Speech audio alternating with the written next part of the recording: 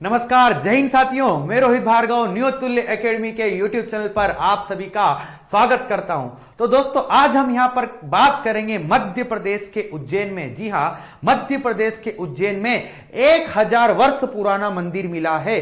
तो दोस्तों, हम बात करेंगे आज उज्जैन नगरी की, और यह मंदिर कितने वर्ष पुराना है? 1000 वर्ष पुराना यह मंदिर मिला है दोस्तों उज्जैन से, जिसको आप जानते हो महाकाल की नगरी। और कहा जा रहा है कि यह जो मंदिर है इसका संबंध है परमार वंश से। जी हां, परमार वंश की बात यहां पर निकल कर आ रही है। तो चलिए समझते हैं हम परमार वंश पूरा का पूरा, साथ ही साथ इस मंदिर की विशेषता क्या है। तो चलिए बात अगर करूं मैं दोस्तों, जैसे खजुराहो की, खजुराहो में भी दोस्तों मध्य प्रदेश के प्रसिद्ध मंदिर है, या उज्जैन के महाकाल के मंदिर की, इन मंदिरों में मध्य प्रदेश की संस्कृति एक अलग ही तरह से झलकती है। तो हम बात कर रहे हैं दोस्तों मध्य प्रदेश की धर्म नगरी उज्जैन की। तो बात अगर मैं करूं यहां पर कि मध्य प्रदेश में दोस्तों उज्जैन में, उज्जैन के समीप एक कलमोड़ा नामक गांव है। कौन सा गांव है? कलमोड़ा नामक गांव में पुरातत्व विभाग के द्वारा, किस विभाग के द्वारा? पुरातत्व विभाग के द्वारा खुदाई की गई, और इसी खुदाई में हमको 1000 वर्ष पुराने, कितने? 1000 साल पुराना एक मंदिर मिला है जो भगवान शिव को समर्पित है, जिसका नाम है शिव मंदिर। यानी उज्जैन से दोस्तों 35 किलोमीटर दूर एक गांव मिलता है दोस्तों, जिसका नाम है कलमोड़ा। यहां पर खुदाई में शिव मंदिर मिलता है, और इस खुदाई के पूर्व दोस्तों उज्जैन महाकाल के परिसर में, कहां पर? उज्जैन में महाकाल मंदिर के परिसर में, या उसी के पास में खुदाई में एक पुरातन शिव मंदिर मिला था। यानी उज्जैन में ही दोस्तों दो मंदिर मिले हैं। आरी बात समझ में? एक कलमोड़ा गांव में और उज्जैन में महाकाल मंदिर के पास में भी एक पुरातन शिव मंदिर मिला। दोनों मंदिरों की अवधि कितने हजार साल पुरानी? यानी बात करें कि मध्य प्रदेश का इतिहास इतने साल पुराना है, कितने भाई? 1000 साल पुराना बताया जा रहा है। इसमें महाकाल मंदिर के पास मिले मंदिर के अवशेष परमार कालीन, कौन सा भाई? परमार काल का। और जो कलमोड़ा में जो हाल ही में मिला है, यहां पर मिले मंदिर की शैली है गुजराती शैली। यानी दोनों मंदिर मिले हैं, एक की शैली बताई जा रही है दोस्तों परमार कालीन, और एक की गुजराती कालीन। ठीक है, यानी हमको या इन मंदिरों का संबंध कहीं ना कहीं परमार काल से रहा है, तो हमको परमार काल भी यहां पर समझना पड़ेगा। इसके बाद अगर मैं बात करूं यहां पर दोस्तों कि पुरातत्व विभाग द्वारा, मैंने कहा था 35 किलोमीटर दूर कलमोड़ा में पुरातत्व विभाग द्वारा शिव मंदिर से क्या निकाला गया है? गर्भगृह, जो आप देख पा रहे हो। ठीक है, गर्भगृह निकाला गया, जो विशेषज्ञों द्वारा परमार कालीन बताया जा रहा है, और यहीं से जलहरी खंडित अवस्था में मिली है। साथ ही साथ कलश, स्तंभ, ये सभी मिले हैं। और कलमोड़ा का शिव मंदिर बताया जा रहा है पूर्वमुखी, और जो महाकाल मंदिर की खुदाई से निकला है उसका बताया जा रहा है पश्चिम मुखी। कौन सा? पश्चिम मुखी। यानी पूर्व मुखी और पश्चिम मुखी दो शिव मंदिर यहां से मिले हैं दोस्तों। इन दोनों में काफी क्या बताई जा रही है? समानता, क्योंकि इनकी निर्माण शैली में उपयोग हुए जो पत्थर है लगभग क्या है? समान है। इसी कारण इनकी शैली क्या बताई जा रही है? समान। तो पूछे आपसे भाई ये किस काल के हैं? तो परमार काल के। तो दोस्तों मैं इन्हीं मंदिरों से संबंध में आपको यहां पर थोड़ा सा पढ़ाना चाहूंगा। कौन सा वंश? परमार वंश। कौन सा मेरे दोस्तों? परमार वंश। अब अगर मैं बात करूं मध्य प्रदेश के इतिहास के संबंध में, परमार वंश की बहुत ही बड़ी भूमिका है। ठीक है, कैसे? तो गुर्जर प्रतिहार, कौन दोस्तों? गुर्जर प्रतिहारों के सामंत के रूप में किनको हम देखते हैं? परमार वंश को। किन वंश को? परमार वंश को। ठीक है, तो गुर्जर प्रतिहार दोस्तों शासक थे, इनके सामंत के रूप में। जैसे भाई आप यहां पर क्या देखते हो? कौन से? परमार वंश। ठीक है, चंदेल, ठीक है, कलचुरी, ये किनके सामंत थे? गुर्जर प्रतिहारों के। और अगर बात करूं कि ये जो परमार वंश है, इसकी उत्पत्ति के संबंध में विचार दिया गया है कि परमारों की उत्पत्ति के संबंध में कहा जाता है कि इनकी उत्पत्ति हुई है अग्निकुंड से। कहां से? अग्निकुंड। तो परमार वंश की उत्पत्ति के संबंध में विद्वानों द्वारा, ठीक है, कई विवादित मत प्रस्तुत किए, जिसमें सर्वमान्य मत कहा गया है कौन सा? अग्निकुंड सिद्धांत। इस सिद्धांत में कहा गया कि भाई परमाणु की उत्पत्ति किससे हुई? अग्निकुंड से। और इनको कैसा मत बताया गया है? काल्पनिक। ध्यान से सुनना। और इसके साक्ष्य भी हमको मिलते हैं कहां से? उदयपुर प्रशस्ति अभिलेख से, नागपुर प्रशस्ति अभिलेख से, बसंतगढ़ अभिलेख से, जो भी ये जितने भी साक्ष्य मिले इन सब में कौन से सिद्धांत को वरीयता दी गई है? तो अग्निकुंड, यानी परमाणु की उत्पत्ति के सिद्धांत में कौन सा सिद्धांत सर्वमान्य है? तो उसका नाम है अग्निकुंड सिद्धांत। अब पूछे कि ये जो परमार थे इन्होंने दोस्तों मध्य प्रदेश के पश्चिम अर्थात मालवा क्षेत्र पर शासन किया। प्रारंभ में ये दोस्तों किसके भाई? राष्ट्रकूटों के सामंत थे। और पूछे आपसे दोस्तों कि इस वंश का पहला शासक कौन था? तो उपेंद्र नामक, जो एक बहुत ही शक्तिशाली और महत्वाकांक्षी शासक था, जो राजनीतिक परिस्थितियों का लाभ उठाकर इसने दोस्तों अवंती पर, कहां पर? अवंती पर शासन किया। तो पहला शासक परमार वंश का उपेंद्र मिलता है, जिसने कहां पर? अवंती पर शासन किया।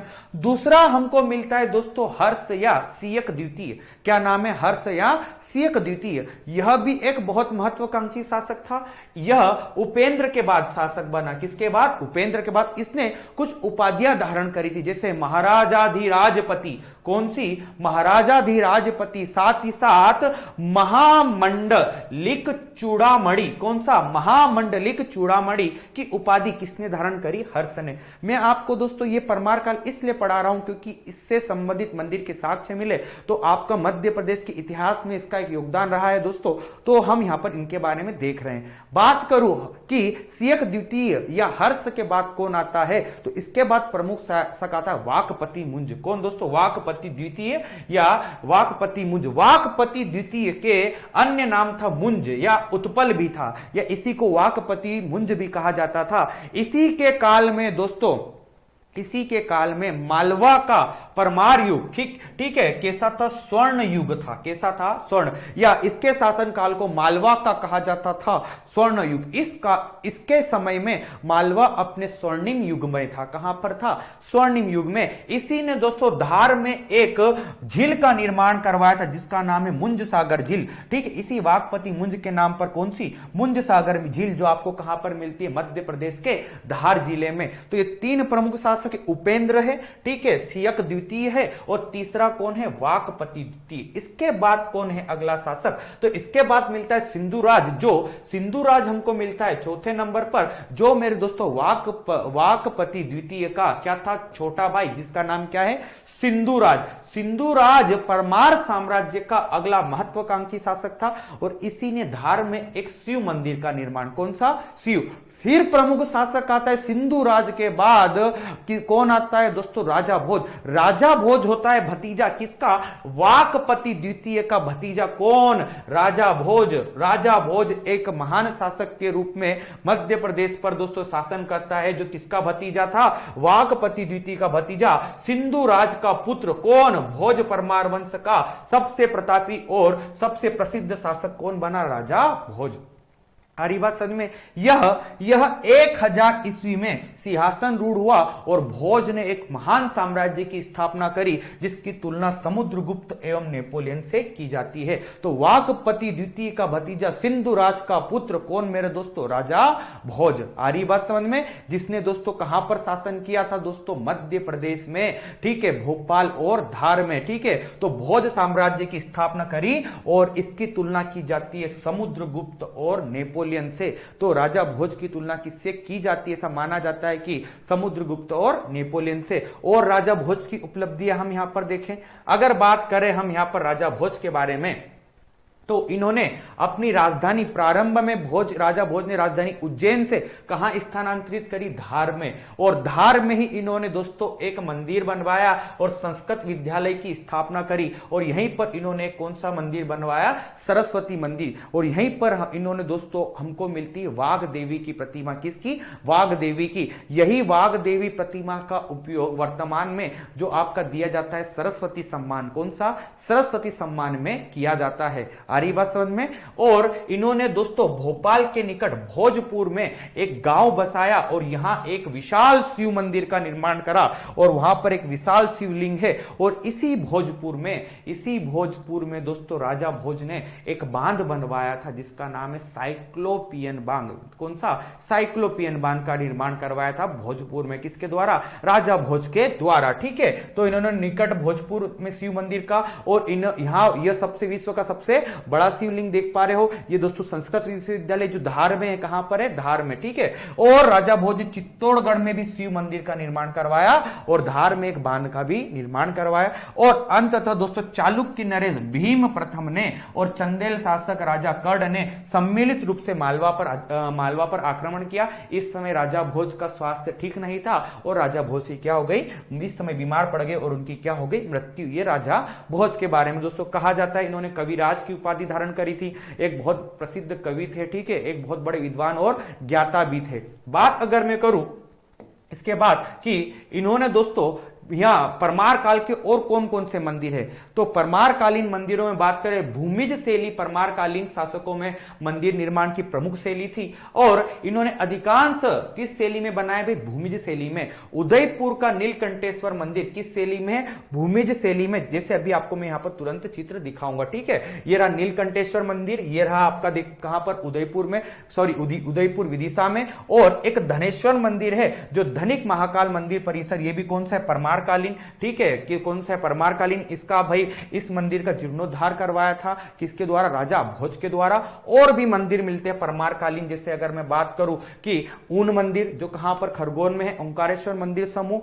और दोस्तों आपके मध्य प्रदेश के देवास के नेमावर में सिद्धेश्वर मंदिर, जिसको आप यहां पर देख पा रहे हो। तो ऐसे कई सारे मंदिर है दोस्तों जो किसने बनवाए दोस्तों, परमार काल में। और बात करें वाघ देवी का मंदिर, मैंने कहा था इनकी प्रतिमा है भी भाई, एक जिसका उपयोग कहां पर करते हैं, सरस्वती सम्मान में। तो ये प्रमुख मंदिर थे परमार काल के मेरे दोस्तों। तो उम्मीद करता हूं ये वीडियो आपको अच्छा लगा होगा, कंटेंट अच्छा लगा हो तो दोस्तों लाइक, कमेंट और ज्यादा से ज्यादा शेयर करें, ताकि मैं इस तरह की नया नया कंटेंट आपके सामने लेकर आता रहूं। तो मिलते हैं अगले वीडियो में, तब तक के लिए जय हिंद, जय भारत दोस्तों।